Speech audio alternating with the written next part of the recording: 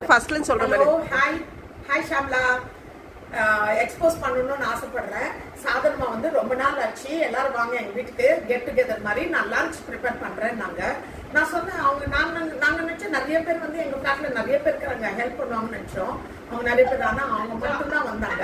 ஒருத்தவங்க சொன்னாங்க நான் காய்கறி எல்லாம் அரிஞ்சு தரேன்னாங்க, அவங்க வரல. அவங்க தான் ஃபர்ஸ்ட் சாப்பிட்டாங்க. அதுக்கப்புறமா இப்போ வந்து கிராண்டா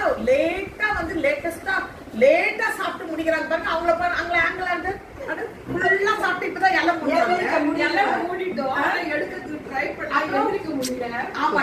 சாப்பிட்டதுக்கு திம்மையா இருக்குது.